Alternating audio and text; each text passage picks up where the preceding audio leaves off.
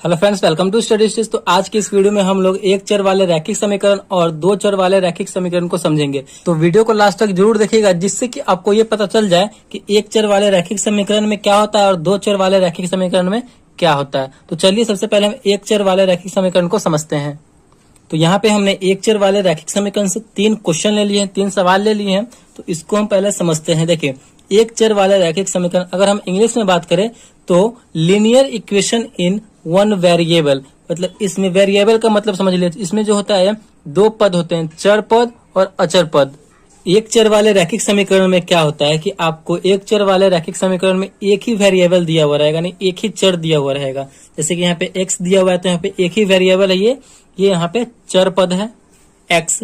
यहाँ पे अगर दूसरे टाइप में दिया x की जगह y भी दिया जा सकता है, जैसे कि 2y + 5 = 10, इस टाइप से भी दिया जा सकता है। इक्वेशन दिया हुआ हो, अगर उसमें एक ही वेरिएबल दिया हो, जैसे कि x हो या फिर y हो या फिर z हो, कुछ भी हो, लेकिन एक ही वेरिएबल दिया रहेगा तो उसे हम एक चर वाले रैखिक समीकरण कहते हैं।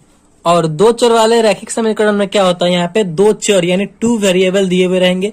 एक चर तो 1 वेरिएबल दिया रहेगा, 2 चर है तो यहाँ पे 2 वेरिएबल, जैसे कि इसमें 2x + 3y = 5 ऐसे दिया हुआ रह सकता है। मतलब यहाँ पे ये जो टर्म है वेरिएबल, ये जो हमारा चर पद है, यहाँ पे 2 दिया हुआ रहेगा। अलग अलग 2 प्रकार के रह सकती हैं, जैसे कि 2p + 3q, यहाँ पे अलग अलग 2 प्रकार के वेरिएबल दिए रहेंगे। तो आई होप आपको वेरिएबल समझ में आ गया होगा कि एक चर और 2 चर में क्या अंतर है। तो चलिए पहले यहाँ पे हम एक चर वाले जो भी इक्वेशन दिए हुए उसको सॉल्व करते हैं। एक चर वाले इक्वेशन में क्या दिया हुआ रहता है कि आपको एक वेरिएबल दिया रहेगा और उसका एग्जैक्ट वैल्यू आपको पता करना होता है। तो यहाँ पे पहला इक्वेशन हमारा है 2x - 3 = 7 है। तो इसमें हमें x का वैल्यू पता करना है कि x का वैल्यू क्या होगा। तो कैसे पता करेंगे, 2x - 3 है तो हम उधर बराबर के उधर भेज देंगे तो ये प्लस में हो जाएगा। 7 तो अपने जगह पे हम -3 को उधर भेज रहे हैं, ये प्लस में कन्वर्ट हो जाएगा। प्लस का जो साइन होता है वो बराबर के उधर जाता है तो माइनस में कन्वर्ट हो जाता है, और माइनस का जो साइन होता है वो बराबर के उधर जाएगा तो प्लस में कन्वर्ट हो जाएगा। ठीक, यहाँ पे देखिए माइनस था तो प्लस में कन्वर्ट हो गया, और -3 था तो +3 हो जाएगा। तो 2x बराबर क्या हो जाएगा, 7 3 को जोड़ेंगे तो हो जाएगा 10। और x का वैल्यू निकालने के लिए हमें क्या करना होगा, x को अकेला रखना होगा। तो x को अकेला रखेंगे तो 10 तो अपने जगह पर, ये 2 को हम उधर कर देंगे, क्योंकि यहाँ पे गुना में है, बराबर के उधर जाएगा तो भाग में हो जाएगा। अगर भाग में दिया हुआ रहता है बराबर के उधर जाता तो गुना में हो जाता है। तो यहाँ पे गुना में है तो बराबर के जाएगा तो भाग में।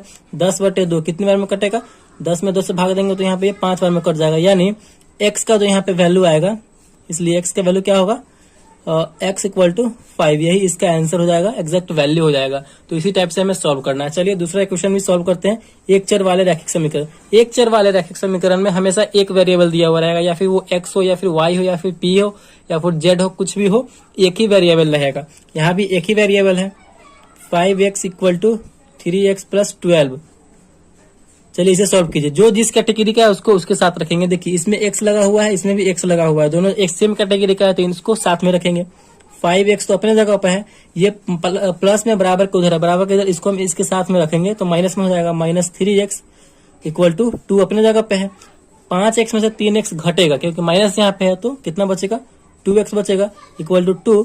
x का वैल्यू निकालने के लिए x को अकेला रखना होगा तो 2, तो गुना में है, बराबर को उधर जाएगा तो भाग में हो जाएगा, 2/2 यानी 1। x का जो हमारा वैल्यू आएगा कितना आया, तो 1 आ गया। तो आई होप आपको समझ में आ रहा होगा कि हम x का वैल्यू कैसे निकालेंगे एक चर वाले समीकरण में। चलिए हमारा ये लास्ट है, इसको भी सॉल्व कर लेते हैं।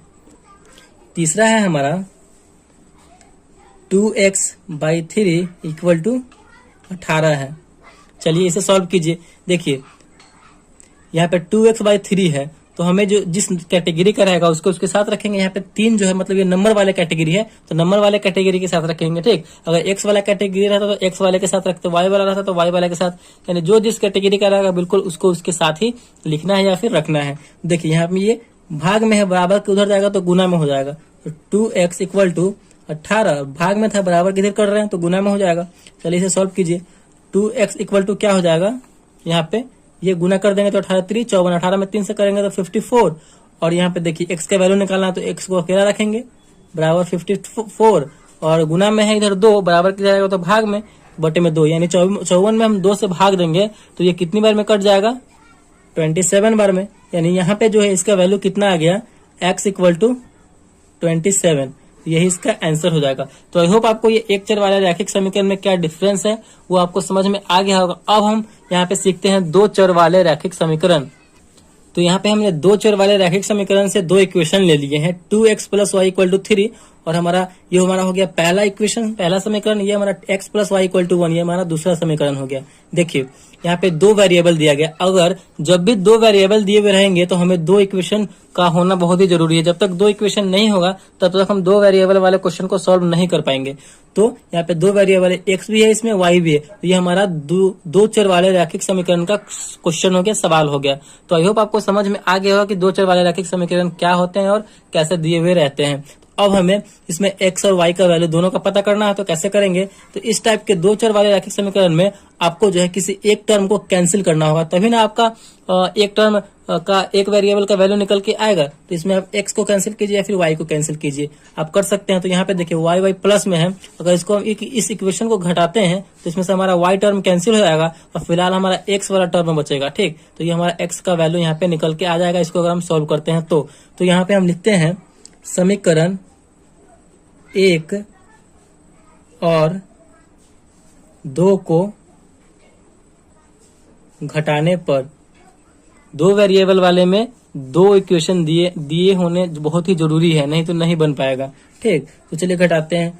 2x plus y equal to 3 है और एक है x plus y equal to 1 है। इसे घटा रहे हैं तो घटाइए, यहाँ पे प्लस का साइन है, प्लस माइनस में तो माइनस हो जाएगा। यहाँ पे प्लस है, घटा रहे हैं तो प्लस माइनस माइनस, यहाँ पे प्लस है तो माइनस हो जाएगा।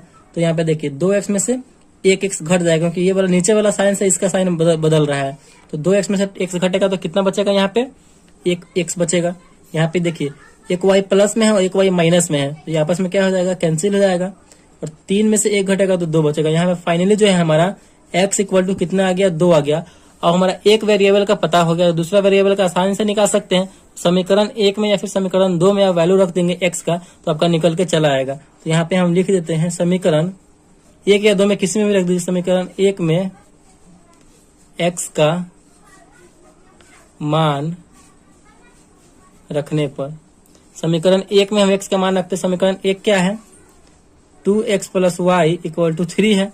चलिए इसमें x का मान रखिए, यानी x के जगह पे हमें ये 2 रखना है। ठीक, तो 2 x के जगह पे 2 रखेंगे, प्लस वाई इक्वल टू 3, 2 दूना 4 प्लस वाई इक्वल टू 3।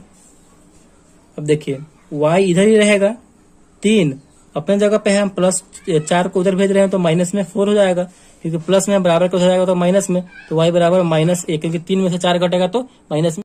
तो यहाँ पे हमारा y का वैल्यू निकल के आ गया, y इक्वल टू कितना आ गया? -1 और x इक्वल टू कितना आ गया? 2। इस प्रकार हमने दो चर वाले रैखिक समीकरण में भी x और y का वैल्यू पता कर लिया। तो यही होता है एक चर वाले रैखिक समीकरण और दो चर वाले रैखिक समीकरण। तो आई होप आपको दो चर वाले और एक चर वाले रैखिक समीकरण समझ में आ गया होगा। अगर वीडियो आपको अच्छा लगा और समझ में आया तो प्लीज वीडियो को एक लाइक कीजिएगा और चैनल पर नया है तो चैनल को सब्सक्राइब जरूर कीजिएगा। Thank you.